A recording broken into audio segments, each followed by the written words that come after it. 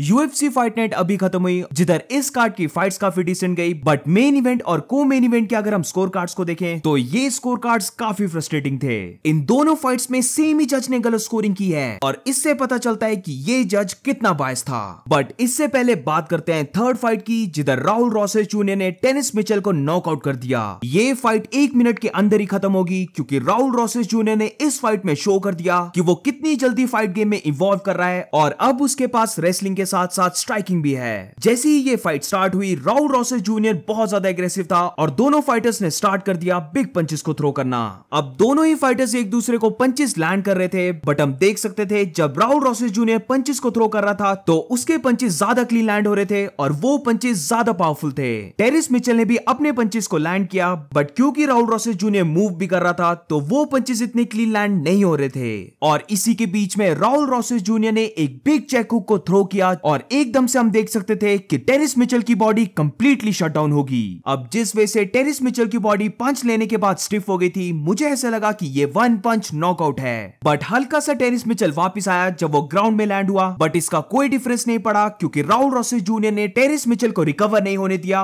और माउंट करके big ground and pound को थ्रो किया, जिसकी वजह से ये फाइट ओवर हो गई। राउल रॉसेस जूनियर को इस फाइट में देखकर ऐसा लग रहा था कि इस फाइट में राउल रॉसेस जूनियर लास्ट फाइट के लॉस का ग्रज लेके आया था और इस फाइट में वो सबको प्रूव कर देना चाहता था कि वो कितना ज्यादा इंप्रूव हुआ है। राउल रॉसेस जूनियर सिर्फ अभी 18 इयर्स का है और जिस वजह से राउल रॉसेस जूनियर अपनी स्ट्राइकिंग को इंप्रूव करते जा रहा है और उसकी पावर शो हो रही है, हम देख सकते हैं कि इतनी यंग एज में भी अब राउल रॉसेस जूनियर एक बॉय की तरह पंचेस को थ्रो नहीं कर रहा है, बट अब उसके पंचेस बाकी यूएफसी फाइटर्स की तरह लैंड हो रहे हैं। तो ओवरऑल इस फाइट के बाद राउल रॉसेस जूनियर ने अपनी हाइप को वापस लिया है, जो उसकी लास्ट फाइट में हाइप खत्म हुई थी। और अब मैं सोशल मीडिया में देख रहा हूं कि काफी लोग ये बोल रहे हैं कि अगर राउल रॉसेस जूनियर ऐसे ही परफॉर्म करता रहा और ऐसे ही इवॉल्व करता रहा तो फ्यूचर में वो इस बैंटरवेट डिवीजन का लेजेंड कंटेंडर बन सकता है। और अब बात करते हैं Jack Della मेडेलेना versus Kevin Holland की फाइट के बारे में, जो एक काफी क्लोज को मेन इवेंट फाइट थी। जैक डेला मेडेलेना को इस फाइट में काफी ज्यादा मूवमेंट शो करने की जरूरत थी, क्योंकि केविन हॉलैंड साइज में उससे बड़ा था तो उसे किसी भी तरह से मूवमेंट करके डिस्टेंस को क्लोज करने की जरूरत थी। और फाइट में जैक ने वैसा ही किया और इस पूरी फाइट में हम देख सकते थे कि जब भी जैक डेला मेडेलेना ने डिस्टेंस को क्लोज किया है तो उसने बिग पंचेस को थ्रो किया है। स्पेशली जैक डेला मेडेलेना का लेफ्ट हुक काफी ज्यादा लैंड हो रहा था केविन हॉलैंड के फेस पर। दूसरी तरफ केविन हॉलैंड काफी अच्छी जॉब कर रहा था अपने डिस्टेंस को मेंटेन रखकर बॉडी किक्स और लेग किक्स को थ्रो करने की और ओवरऑल जैक डेला मेडेलेना को कंटिन्यूअसली टैग करते रहने की।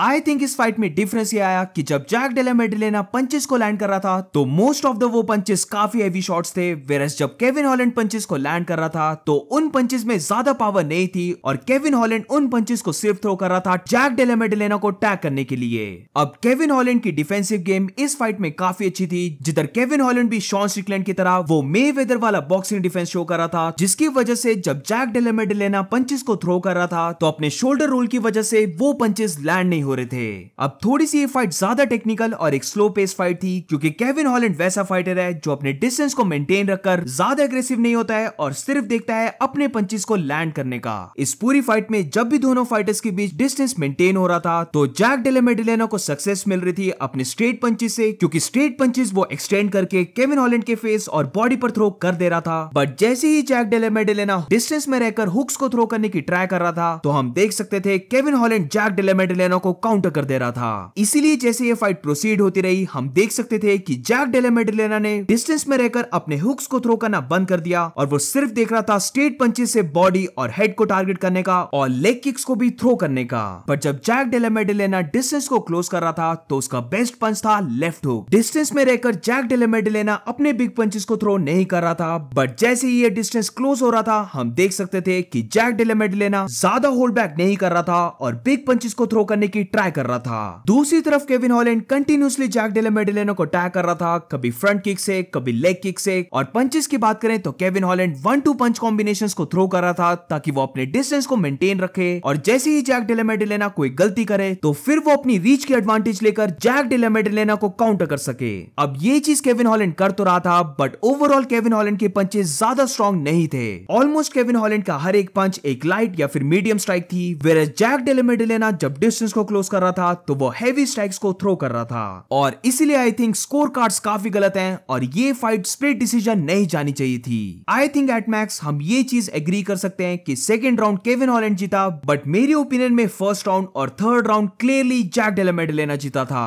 अभी तक मैंने स्टैट्स को चेक नहीं किया, बट टोटल स्ट्राइक्स और significant strikes I think Kevin Holland की ज्यादा होंगी, but according to the rules ये चीज क्लियर है कि जो हैवी स्ट्राइक्स को थ्रो करेगा वही राउंड को जीतेगा। एंड आई थिंक इस पूरी फाइट में जो फाइटर हैवी स्ट्राइक्स को थ्रो कर रहा था वो था जैक डेला मेडिलेना। तो इसीलिए मुझे लगता है कि जैक डेला मेडिलेना को जीतना चाहिए था, स्प्लिट डिसीजन से नहीं बल्कि 2-1 यूनानिमस वे से जीतना चाहिए था। सारी कंट्रोवर्सी राउंड 1 में है क्योंकि राउंड 1 माइक बेल ने केविन हॉलैंड को दिया है और ये माइक बेल वही जज है जिसने राउंड 5 एलेक्सा ग्रासो को 10-8 दिया है। और अब बात करते हैं मेन इवेंट फाइट की, जो एक ड्रॉ गई थी between Alexa Grasso and Valentina Shevchenko. ये फाइट बहुत ज्यादा क्लोज थी एंड आई थिंक इस फाइट में आर्ग्यूमेंट हो सकता है कि कौन इस फाइट को जीता, बट एक चीज जो श्योर है वो ये है कि देयर इज नो वे कि लास्ट राउंड एलेक्सा ग्रासो 10-8 जीती है। इवन जिसको हल्का सा भी पता है स्कोरिंग करने का वो भी लास्ट राउंड को 10-8 नहीं देगा। Complete biasness by Mike Bell. पहले उसने ये चीज की केविन हॉलैंड के साथ और अब उससे भी बड़ा उसने ये चीज कर दिया एलेक्सा ग्रासो के साथ। बट एनीवेज फाइट की बात करें तो फाइट में हम ये चीज देख सकते थे कि ये फाइट बहुत ही ज्यादा टेंस फाइट थी और कोई भी फाइटर गलती नहीं करना चाहता था ताकि दूसरा फाइटर उसके एडवांटेज ले सके।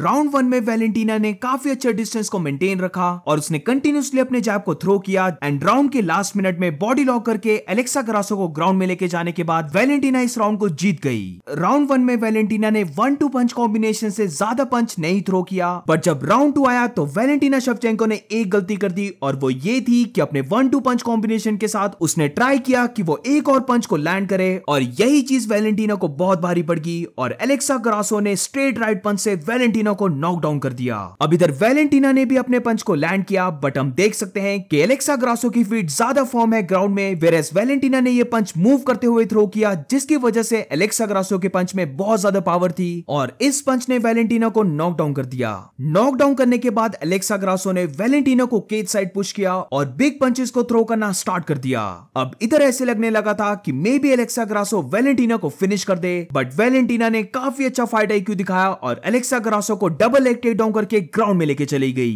वेलेंटिना के लिए ये टेक डाउन लाइफ सेवर था क्योंकि हम देख सकते थे कि वेलेंटिना अच्छे से रिकवर नहीं थी और फिर से अगर उस पर बिग पंच लैंड हो जाता तो वो काफी ज्यादा ट्रबल में होती। और इस टेक डाउन के बाद वेलेंटिना ने एलेक्सा ग्रासो को ग्राउंड में होल्ड करके रखा, बट क्योंकि इस राउंड में एलेक्सा ग्रासो ने वेलेंटिना को नॉक डाउन किया था, ये राउंड एलेक्सा ग्रासो जीती। अब राउंड 3 ऑनवर्ड्स वेलेंटिना शेवचेंको बहुत अच्छी चीज करने लग पड़ी थी और वो ये था कि जब भी एलेक्सा ग्रासो अपने डिस्टेंस को क्लोज कर रही थी तो एकदम से वेलेंटिना लेवल एक्सचेंज करके डबल लेग शूट कर रही थी और एलेक्सा ग्रासो को ग्राउंड में लेके जा रही थी। अब ये चीज इसलिए हो पा रही थी क्योंकि जब भी एलेक्सा ग्रासो अपने डिस्टेंस को क्लोज कर रही थी तो वो एक बॉक्सिंग अप्रोच के साथ इस डिस्टेंस को क्लोज कर रही थी और अपनी बॉडी को ज्यादा बेंड नहीं कर रही थी और इससे ये हो रहा था कि वेलेंटिना शेवचेंको को बहुत ही अच्छी तरीके से ग्रिप मिल जा रही थी डबल लेग की और वो इजीली टेक डाउन कर ले रही थी एलेक्सा ग्रासो को। बॉक्सिंग स्टांस की वजह से एलेक्सा ग्रासो को टाइम नहीं मिल रहा था उन टेक डाउन्स को डिफेंड करने का। राउंड 3 में जब वेलेंटिना ने एलेक्सा ग्रासो को टेक डाउन किया तो एलेक्सा ग्रासो ने स्क्रैम्बल करके वापस खड़े होने की ट्राई की और यही करते टाइम उसने अपनी नेक को ओपन कर दिया और वेलेंटिना ने एकदम से गिलेटिन चोक लगा दिया था। स्टार्टिंग में गिलेटिन चोक पूरी तरह से लॉक इन नहीं था, बट उसके थोड़ी देर बाद जब वेलेंटिना ने एडजस्टमेंट की तो ये चोक कंप्लीटली लॉक्ड इन हो गया था, बट एलेक्सा ग्रासो ने टैप आउट नहीं किया और इवेंचुअली वेलेंटिना के आर्म्स बर्न आउट हो गए। अब वैसे तो कोई भी राउंड 10-8 डिजर्व नहीं करता,